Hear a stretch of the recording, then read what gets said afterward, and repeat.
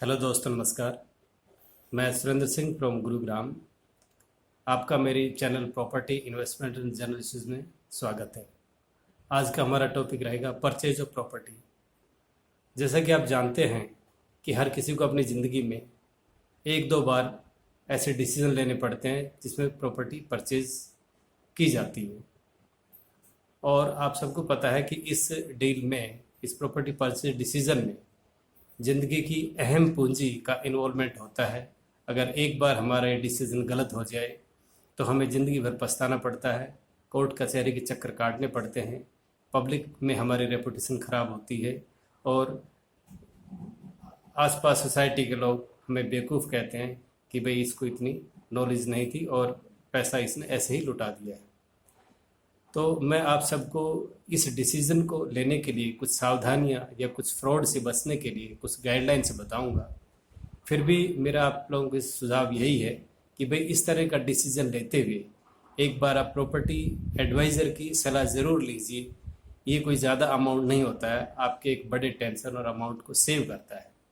चाहे तो आप मेरी इसमें निःशुल्क सर्विस ले सकते हैं। मेरा नंबर है 9015536576। ये नंबर मेरी चैनल पे भी है, आप लोग वहाँ से भी नोट डाउन कर सकते हैं। तो आज हम बात करेंगे कि प्रॉपर्टी डिसीजन में हमें क्या सावधानी लेनी चाहिए और फ्रॉड से हम कैसे बच सकें। तो नंबर एक, सबसे पहले तो हम इसको ये देखेंगे भाई कोई भी प्लॉट, फ्लैट, दुकान या कोई कृषि के लिए भूमि जब भी आप खरीदते हैं तो उसका टाइटल चेक करना बहुत ज़रूरी होता है।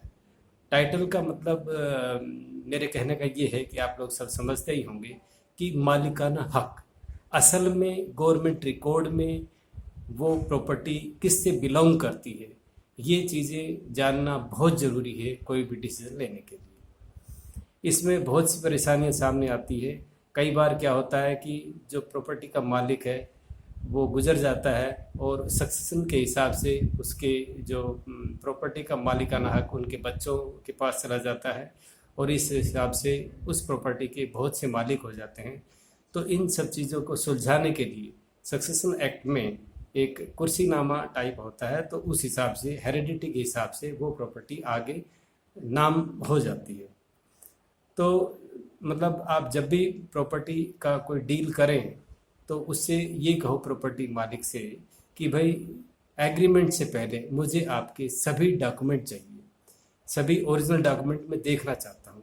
और उसमें आप ये पता कीजिए कि लास्ट 10-12 ईयर्स से वो प्रॉपर्टी किसके पास थी। और आपकी सुविधा के लिए मैं ये भी बता दूं कि रेवेन्यू डिपार्टमेंट में जाके आप एक फॉर्म अप्लाई करके लीगल सर्च रिपोर्ट उस प्रॉपर्टी की फाइंड आउट कर सकते हैं, जो 12 साल की भी होती है, 30 साल की भी होती है। तो अच्छा तो ये रहे कि आप 30 साल की रिपोर्ट लीजिए, अगर उसमें मिलने में कुछ अड़चन है तो 12 साल की रिपोर्ट तो आप ज़रूर लीजिए। उससे हमें ये पता लग जाएगा भाई प्रॉपर्टी किस किस के नाम से रही और एक्चुअल में अभी प्रॉपर्टी किसके नाम पे है। तो ये सभी डॉक्यूमेंट चेक करने के बाद जब आप अच्छी तरह क्लियर हो जाए कि भाई टाइटल बिल्कुल क्लियर है, तो उसके बाद आप नेक्स्ट जो हमें देखना है उसमें पोसेशन का देखना है कि उस प्रॉपर्टी पे फिलहाल कब्जा किसका है। क्योंकि जब हमारी डील हो जाती है, पेपर बन जाते हैं, हम पैसे दे चुके होते हैं और पता लगाते हैं कि भाई इस प्रॉपर्टी पे कब्जा किसी और का है, तो उसमें फिर उस कब्जा हटाना बहुत मुश्किल हो जाता है। वही कोर्ट कचहरी की चक्कर और उसी परेशानियों का सामना करना पड़ता है। तो उससे पहले आप जाके देखिए, आसपास के लोगों से पूछिए कि भी असल में इस प्रॉपर्टी को यूज़ कौन कर रहा है, किसका कब्जा है, एक्चुअल में इसका मालिक कौन है, कौन मतलब इस प्रॉपर्टी को यूज़ कर रहा है। अगर कोई किराएदार रहता है तो प्लीज़ उसको पहले आप खाली करवाइए, उसके बाद ही डील कीजिए। अगर उस पर कोई बिजनेस एक्टिविटी हो रही है उस प्लॉट पे, उस दुकान पे, तो प्लीज़ उसको पहले खाली करवा दीजिए। इस लालच में मत रहिए कि भाई मुझे भी किराया देने के लिए और फिर कोई रेंटर ढूंढना पड़ेगा, इससे अच्छा है चलो यही रहे कंटिन्यू, तो हम इससे किराया ले लेंगे। नहीं, ऐसा बिल्कुल मत कीजिए।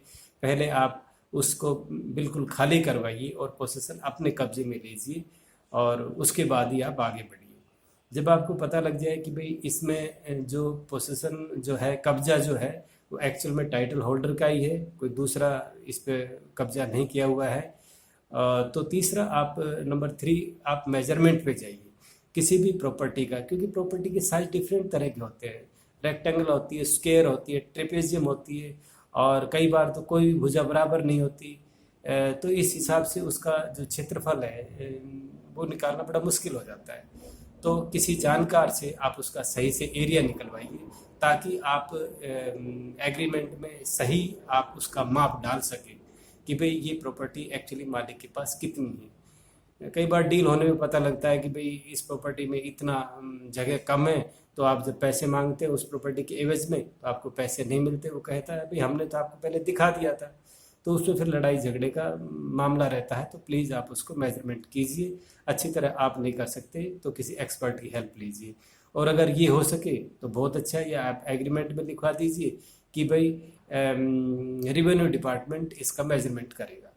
तो उसमें थोड़ा टाइम ज़रूर लग जाता है, लेकिन एक तरह से सॉलिड चीज़ हो जाती है।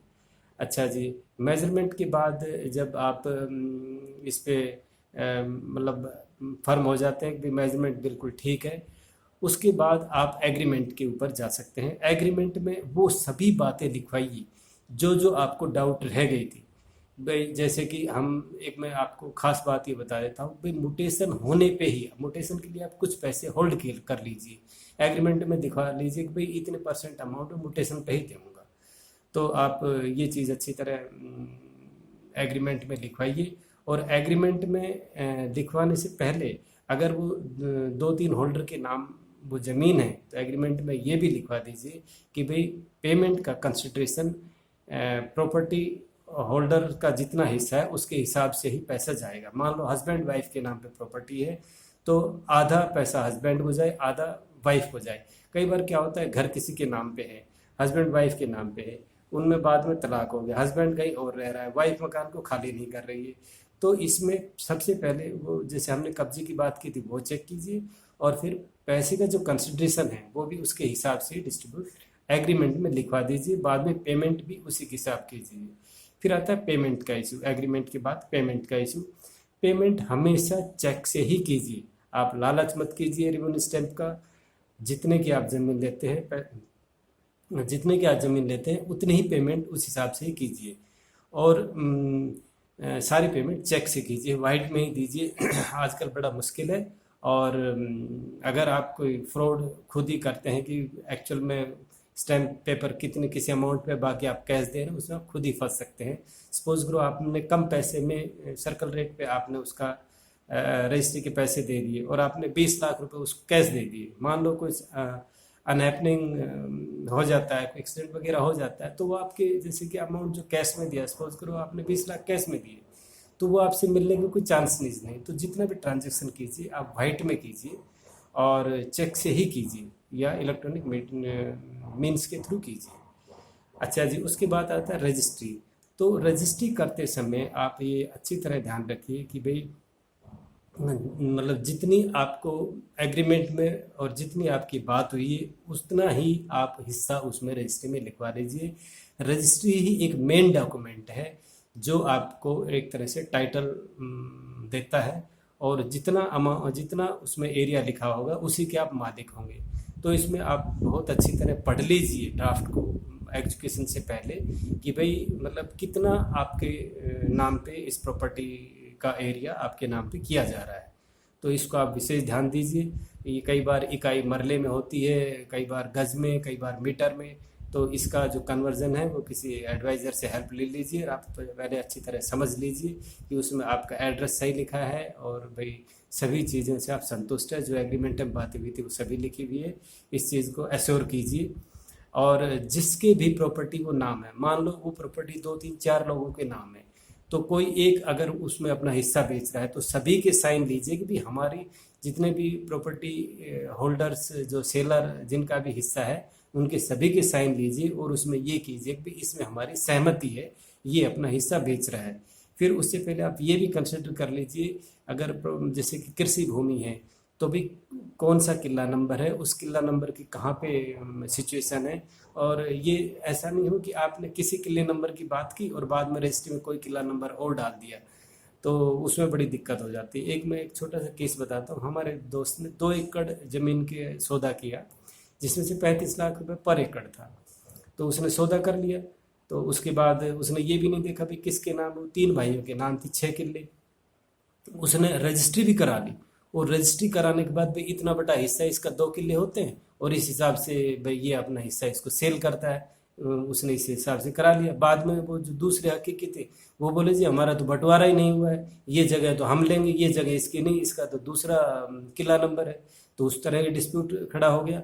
और सबसे बड़ी बात, जब वो म्यूटेशन कराने गए तो वहाँ रेवेन्यू डिपार्टमेंट ने बताया कि भाई इस पे तो लोन है बैंक का। अब उस पर 10 लाख लोन था।